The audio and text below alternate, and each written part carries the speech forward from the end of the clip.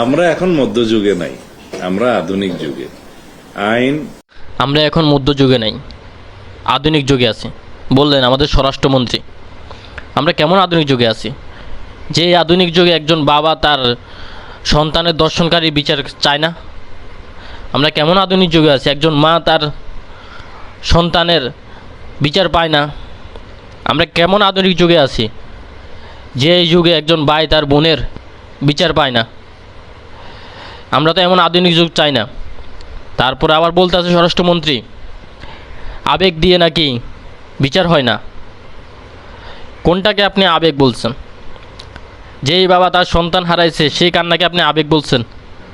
যেই মা তার সন্তান হারাইছে সে তার কান্নাকে আপনি আবেগ বলছেন? যে এলাকাবাসী তাদের বোনের বিচার চাচ্ছে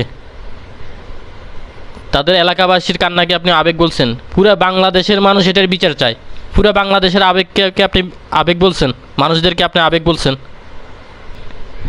তাহলে তো আমরা মধ্যযুগেই ভালো ছিলাম। আমাদের এরকম আধুনিক যুগ প্রয়োজন নেই। আমরা ওই মধ্যযুগে ঠিক ছিলাম, যেখানে প্রকাশ্যে দর্শনকারীর বিচার হবে। যেই দর্শনকারী দোষ স্বীকার করার পরেও আপনার 7 দিন রিমান্ডের কেন দাবি লাগবে? কেন লাগবে 7 দিন? কেন লাগবে এর বিচার করতে?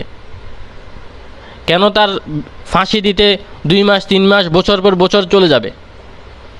কেন? আপনারা কয়েকটা বিচার করেন, কয়েকটা মানুষকে দেখেন প্রকাশ্যে ফাঁসি দেন, দর্শন কমে যাবে, শিশু নির্যাতন কমে যাবে। সেটা তো আপনারা করতেছেন না।